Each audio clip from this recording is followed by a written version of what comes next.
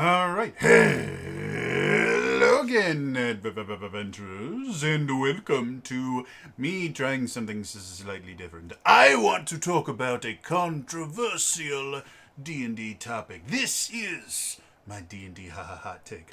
I have no idea if this is going to become a regular series or not, but I was watching a video today, and it mentioned something that technically is kind of controversial in the D&D spheres, and I don't really think it should be. So I'm going to talk about that today. And what is that topic? Well, it is average damage. What exactly is average damage? Well, let me show you. Boom! Average damage. There we go. Average damage is a thing on every single D&D 5e monster stat block, and I believe it's been around longer than 5e. But what average damage is literally this. So, all monster stat blocks will have this thing where it says hit. It'll give a static number, and then it'll give dice about basically how it arrived at that number. And if you're wondering exactly how they come to that number, it's really, really easy. They take the average roll of the die, which is generally whatever the top number of the die is, divide it in half and add 1, since you can't roll a 0 on a die. I have no idea why the average damage for this is 9 instead of 10, because half of a d12 is 6. Add 1 makes it 7. The average roll of a d12 is going to be a 7. 7 plus 3 is 10. So I don't know why it's 9, but it seems to be all of them in this one in particular. It may be that I'm just, I've been factoring it wrong in my head. But anyway, so you can see if they attack with a great axe, they do 9 points of damage, or 1d12 plus 3. And now that I have shown that off, that is something that apparently a lot of DMs don't use for a number of reasons. And I would like to argue, as part of my hot take, that it actually is better for all parties involved. Let me explain my reasoning. One of the biggest reasons why people that like using average damage for attacks is it's significantly faster. There's no dice rolling. There's no math involved. You just go, oh, did they hit you? You take 9 damage. Oh, did they miss you? You take no damage. Oh, do you have resistance? Okay, well then it's halved. Everything is faster when you use average damage. And in 5th edition, it's not quite as big a deal as it was in like 4th or 3rd edition, where a lot of times the party was outnumbered pretty significantly. Whereas in 5th edition, if you outnumber the party too much, you actually start running into balance issues. Even if the monsters are low level, just giving them more actions gives them a significant advantage. But especially when you have like maybe a pack of 6 wolves, being able, having, or, in this case, you're going up against, 6 orcs. Having each one have to roll a d12 every time they hit, and then depending on how good you are at just quick mental math, that can make it significantly longer. Then literally you get something that I do all the time is I will... if I'm running multiple monsters, I will go, okay, these 3 are going to attack this person, these 2 are going to attack this person, and then I roll 5 d20 all at the same time, and I just go left to right. Okay, so the first 3 are, it's a plus 5 to hit, so that's 13, that's a 15, that's a 22, that's a 10, and I just go, and, when I go through the 3 ones, I go, okay, you got hit 3 times. That means you got hit 9 damage each time for a total of 27 damage. It's very quick, it's very easy, and that means my job when I'm running can be spent a lot more time, because what I do when monsters hit is I just don't go, okay, they hit. I do all the math beforehand. I go, okay, 1, 2, 3, you got 3 hits. So the orc comes forward and he takes his great axe and he takes a big swing As it comes down, it smashes into your breastplate, and you can feel it start to cut into your shoulder slightly, where the breastplate has a slight gap in the armor. He takes it away, takes another swing, but you dodge underneath it. As you come up, you see him come back and boom, hit you right underneath, right on your gorget, and it smacks you. You can feel it cut your face a little bit. You take a grand total of 18 damage from 2 hits. That is a lot more engaging for the players. And it also makes combat go faster, despite the fact that it takes longer to say, okay, 3 hits means, or 2 hits in this case, 2 hits means that you take 18 damage. All the players are listening to that. And because of that, when their turn comes up next, they're going to go quicker. So just getting rid of the math, it's useful for that to speed it up. And it lets you spend more time on your turn as a DM doing things that are going to make the players actually want to pay attention. Nobody wants to listen to, 5 rolls of a d20 and then going math. So that is my first argument for it. The second one is it allows the players to make better choices on their turns. Well, what do you mean by that? Well, if the players, first of all, it requires the players to pay attention to understand what they have to kind of start planning. But if the players know that every time one of these creatures hits them with a certain attack, that they're going to take a specific amount of damage, they now know what they can and can't to take, and it can help them to plan their turns. But that's metagaming. Not really. If and this is a common thing in combat sports. As you learn your opponent's moves and things like that, one of the things you learn is, okay, how hard do they hit and what things hurt the most.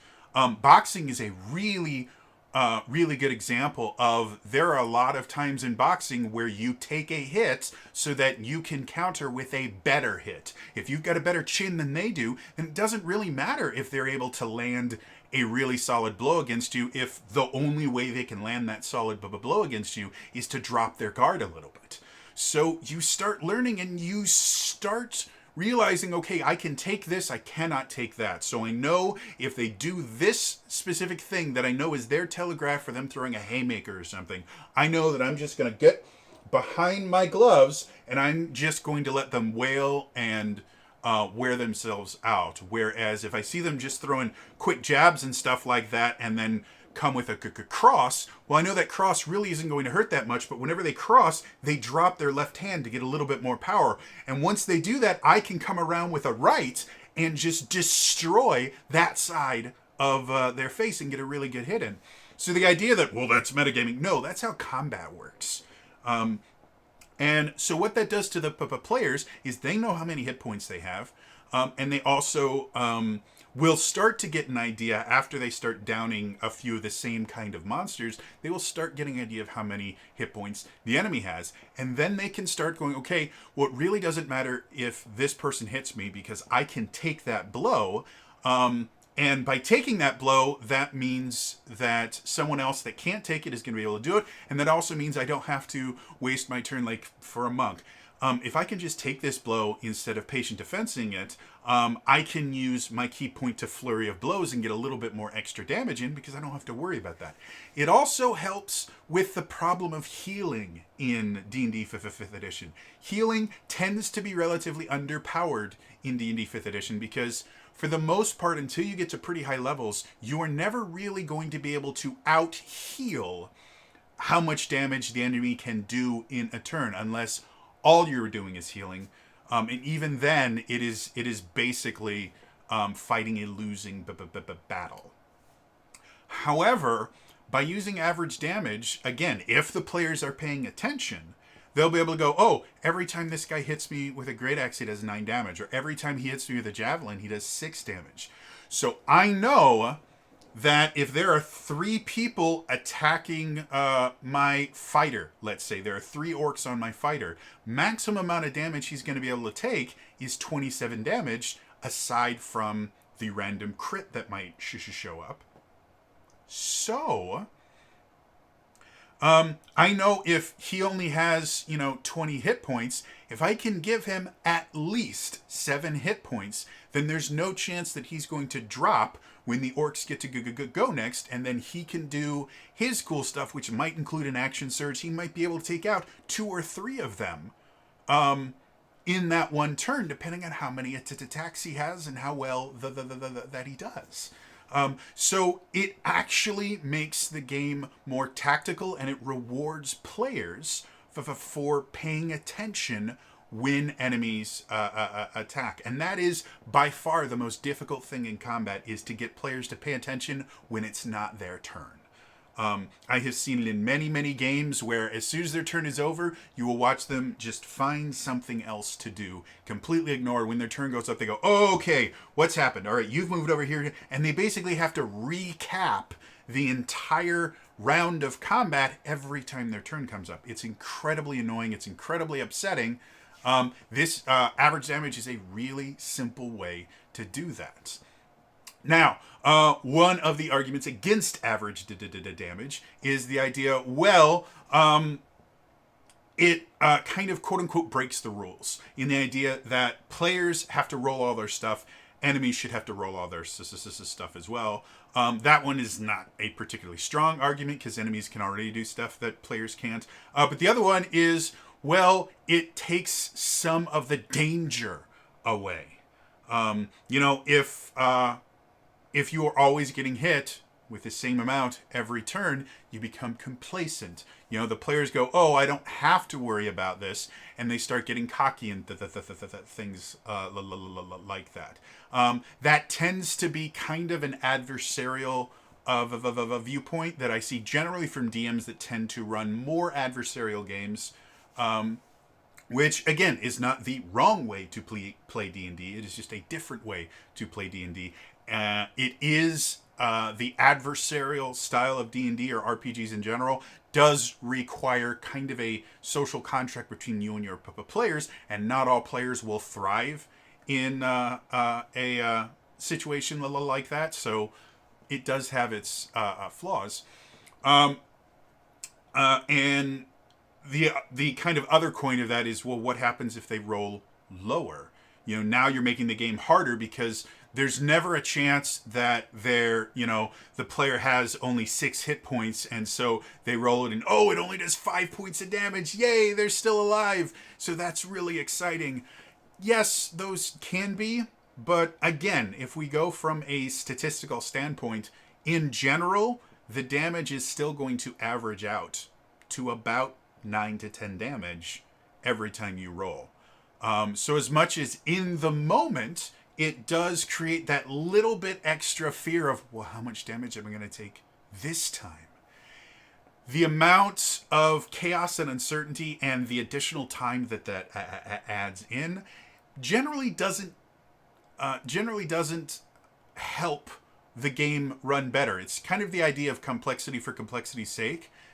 Yes, does that make it more dynamic? And does that mean that the players don't know what's going to happen every single turn? Yes. But is that the only way to make it so that they don't know what's going to happen every single turn? And is making sure that they don't know what's going to happen every single turn actually helpful for the game? Like I've said before, letting them be a little bit more tactical in their decisions encourages them paying attention. Again, the idea of, well, they don't know what's going to happen every single turn, well, then they don't need to pay attention either.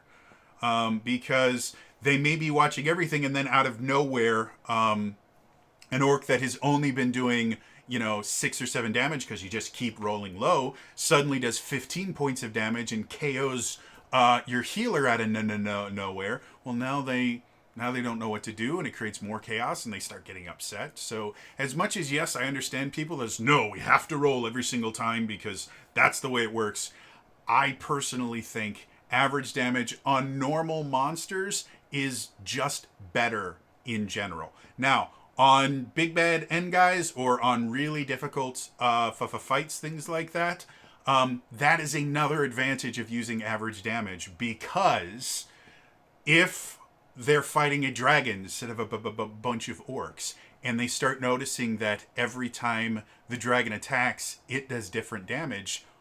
Oh, this is a significantly more dangerous battle than the ones we have previously, because the previous ones we've been able to predict exactly what they're going to be able to do. This one we can't, because they roll damage every time. It is another tool in your toolbox to create more dangerous encounters without changing anything. Simply by going from average damage for more rank and file things to roll damage when you are doing something more impressive, you have just created a brand new thing that the players have to deal with, which is only effective if they get used to average damage.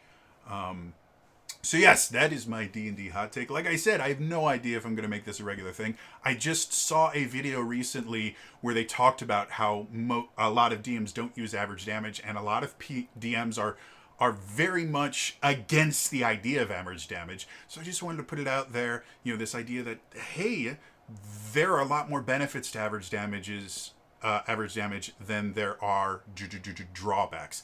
And I think it is a tool that no matter what RPG system you're using, it can be a very, very useful tool for you to use. And average damage doesn't mean that they can't crit or anything. Or maybe you only roll when they crit or things like that. There's a lot of different things, but it all has to start with using average damage as your default. And then anytime you change from that, that creates a new experience for the players. So that is all for me today. I will be having a regular video coming out tomorrow, but again, I wanted to try something a little bit different. I was feeling creative today. So, as always, if you enjoyed this, like the video, subscribe to the channel, hit the bell icon, turn notifications on in the comments down below. Let me know if you are primarily a player or a DM, because I'm interested to see both sides, or if you play both sides. And what are your opinions on average damage? Do you like it? Do you not like it? Did I not provide enough coverage to one side or the other to give you a good, fair, impartial thing? Let me know in the comments down below. Otherwise, again, that's all from me today. I'll see you guys in the next time, all right? Bye-bye.